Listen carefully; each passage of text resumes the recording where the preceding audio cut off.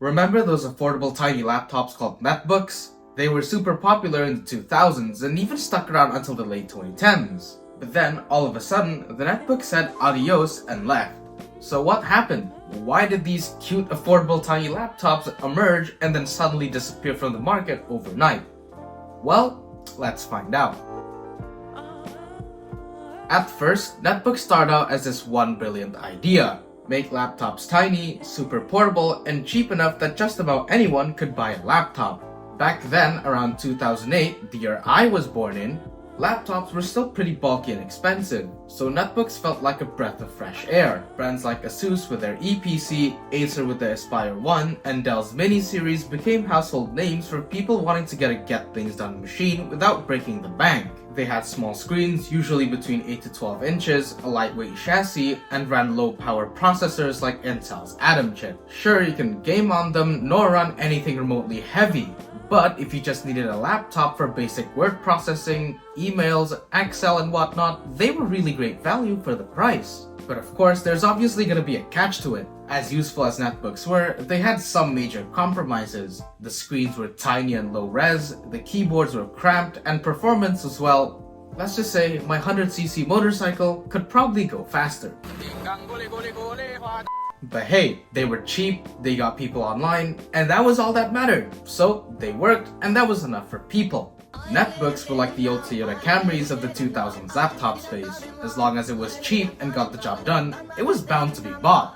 But in 2008, something else also showed up. It didn't look like a netbook, it didn't act like a netbook, and it definitely didn't feel cheap either. Enter the MacBook Air.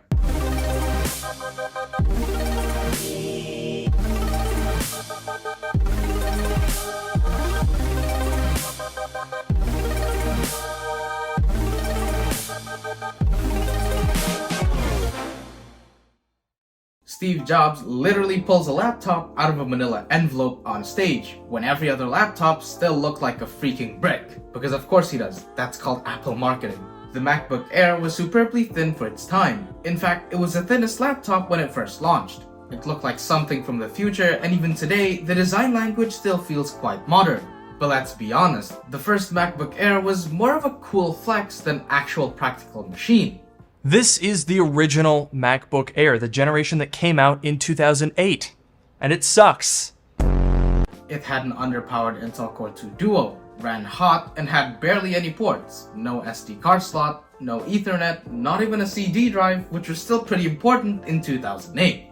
It was thin, yes, there's absolutely no denying that, but it was also expensive and not that fast. So people weren't replacing their laptops with it, or at least not yet.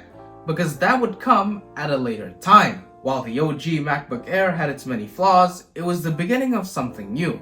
It was the world's first Ultrabook. But as long as the MacBook Air was still expensive, netbooks still had a reason to exist, and they still had the edge on the low-end laptop market. However, that wouldn't last long either. Because by the early 2010s, the MacBook Air started getting really good, and wasn't just a cool flex anymore. It started to become practical to use, and with the base model being lowered to $999, it was much more accessible compared to the first-gen MacBook Air. Okay, $999 is still pretty expensive, but remember, this is 2010. Apple also released another device in that same year.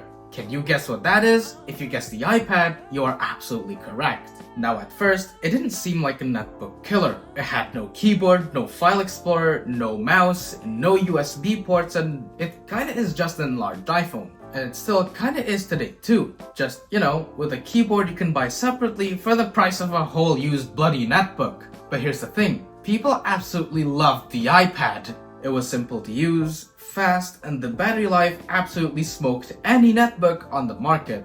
It booted instantly, it was silent, and it felt premium in the hand too. And it wasn't only Apple with the iPad and MacBook Air in 2010. There was gonna be a whole train of Windows and Android OEMs that would soon start hopping on the thin and light bandwagon. And thanks to Intel, who actively pushed for more Ultrabooks, we got thin and light Windows laptops like the Dell XPS, HP Spectre, or Asus ZenBook. However, Ultrabooks are also more expensive, and that's where Chromebooks came into the equation.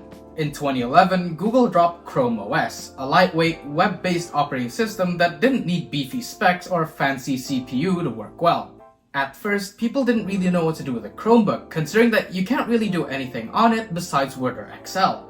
But you see, the Chromebook was really cheap. In fact, Chromebooks were so cheap that some schools even gave out Chromebooks to their students, and some of these students would, well, let's just say they become inventors instead. Unlike netbooks, Chromebooks weren't as laggy and had way better battery life.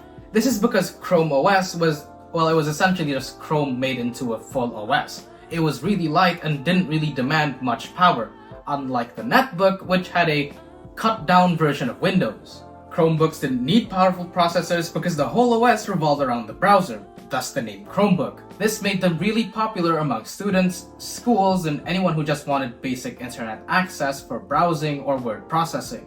You could easily get a Chromebook for cheap. It booted quickly, was more secure, stable, and more usable than a netbook. And as if that wasn't bad enough, the rise of budget laptops like the HP 14S didn't really help to the netbook's cause either. Because suddenly, for just a bit more money than a netbook, you could get an actual full-size laptop with a proper keyboard, better battery life, and a screen that didn't feel like a Game Boy Advance SP.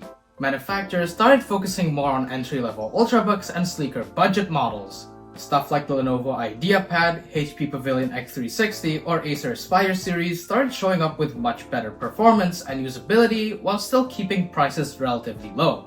And when you combine that with all the other form factors around, like laptops getting 2-in-1s, tablets getting keyboards, and phones just generally getting bigger and bigger every year, the netbook just starts kinda looking sad. The netbook was tiny, slow, and outdated. So what actually killed the netbook? Was it the MacBook Air, the iPad, Chromebooks, Ultrabooks, or budget laptops even? Well, it was actually a combination of all of them, but the laptop that inspired all of them was the MacBook Air. The netbook, which was once the king of the thin and light category, got squeezed out of its own niche, and by the mid-2010s, it was gone. But even if netbooks died, their influence did not. In fact, there are still many influences from the netbooks that still stayed in today's modern laptops. Because if you look at today's laptops, you'll still see the netbook's DNA everywhere.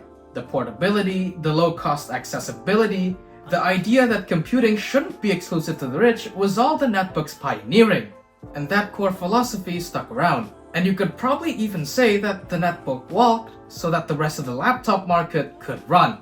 So next time you open your laptop, fold open your Surface Go, or even scroll on your iPad, just remember, there was once a tiny plastic laptop with an Atom CPU and a cramped keyboard that let millions of people get online for the first time.